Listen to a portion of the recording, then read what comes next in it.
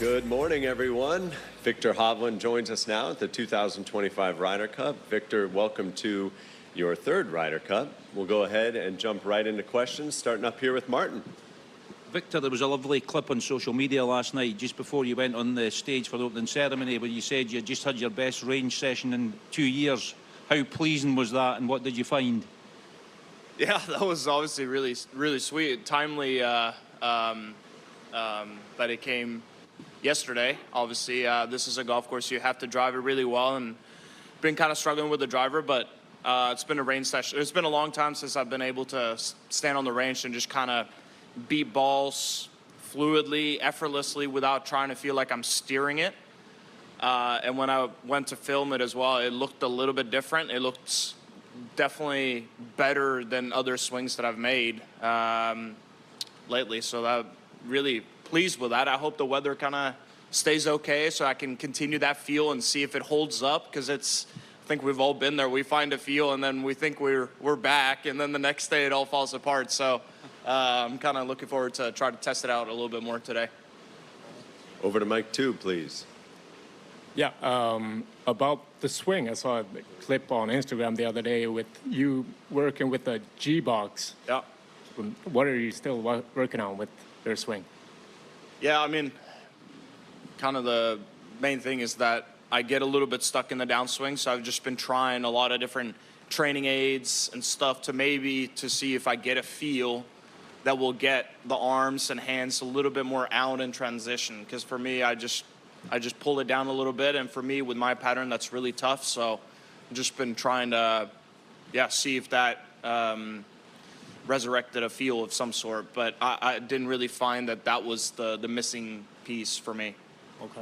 Also, yesterday, Ludwig said that you like to talk about UFOs.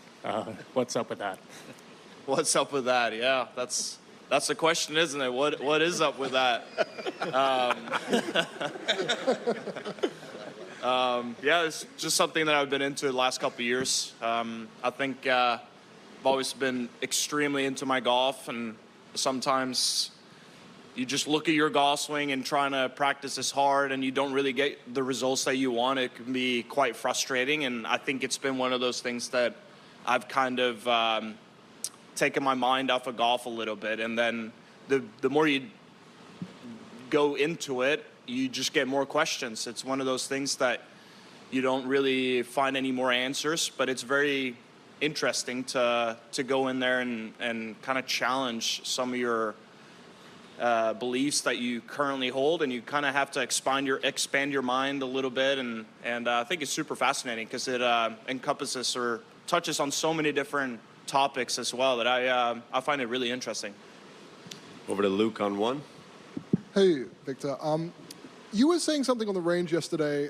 I'm just trying to understand it, where sometimes when you get tentative or it's hard to trust it on the golf course, your takeaway gets a little armsy maybe, and you want to feel like you're extending and really whipping the club away. I'm just trying to understand that. Yeah, basically.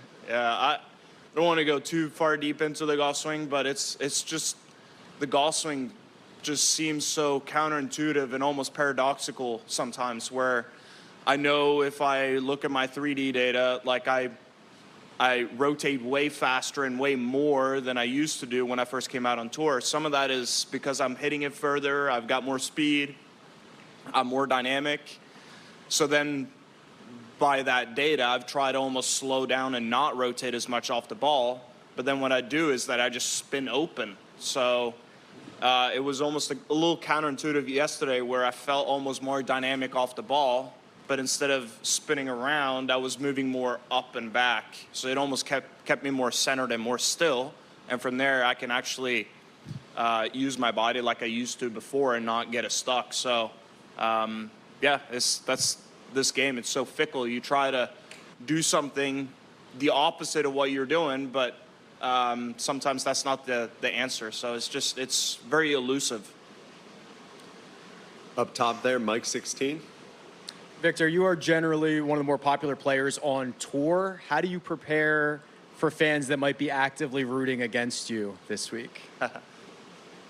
I think you just got to stick to your game, and if you play well, and there's going to be some comments here and there. They won't really come close to the thoughts that I have in my own head. So I think I'll just laugh it off for the most part, you know, and just try to smile it off and make a few birdies. That usually seems to do the trick.